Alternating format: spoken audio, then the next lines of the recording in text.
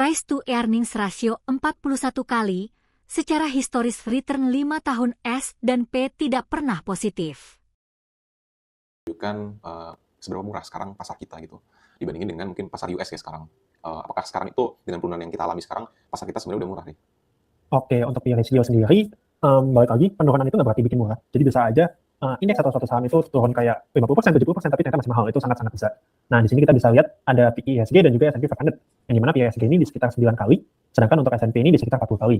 Nah, ini kita bisa cek lebih detailnya nih di slide selanjutnya. Jadi di sini kita bahas IHSG dulu, yang dimana mungkin catnya ada aneh di sini, tapi intinya itu untuk saat ini adalah misalkan kita invest ke IHSG di PE di suatu PE tertentu, misalkan PE 9.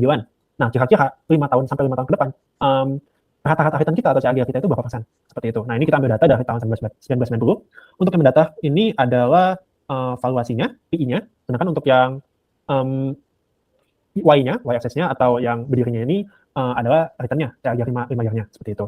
Nah, kalau di sini kita bisa lihat untuk IHSG, kalau misalkan PE-nya itu sekitar di atas 20, itu tuh CAGR 5 tahun ke depannya itu lumayan tipis atau mungkin bahkan lumayan banyak yang minus seperti itu. Sedangkan kalau misalkan PE ratio itu di bawah sekitar 8, itu belum pernah ada dari tahun 90 tadi ya, itu belum pernah ada yang CAGR 5 tahun ke depan itu minus seperti itu. Dan itu menandakan berarti itu memang sudah cukup murah. Nah, tapi balik lagi, untuk di PE 9,8 sekarang itu masih ada dua kemungkinan, walaupun memang kalau kita lihat, kemungkinannya itu jauh lebih besar untuk CAGR 5 tahun ke depan kita ini positif. Nah, tapi balik lagi, tadi kita bisa lihat di sini PE-nya itu ada yang bahkan di bawah 5, sedangkan PE kita itu masih 9,8. Jadi tetap, walaupun kalau kita lihat dari sini ini udah murah, nggak ada yang tahu, bisa aja makin murah lagi, seperti itu.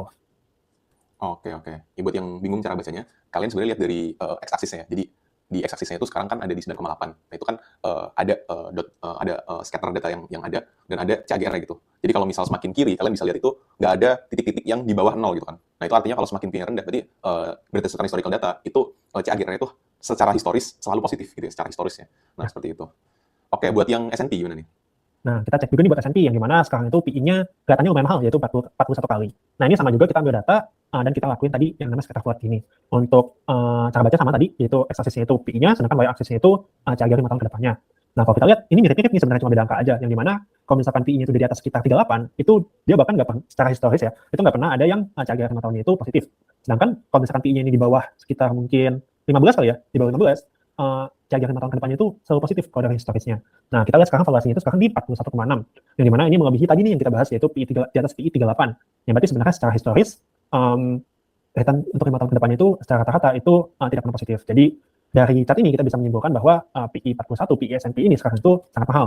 Tapi balik lagi, ini tuh hanya data historis, kecenderungannya seperti itu, tetapi bisa aja ada anomali yang dimana nanti mungkin saja ini ada titik pertama yang positif, jadi kita tidak tahu. Tapi untuk kecenderungannya seperti itu. Oh.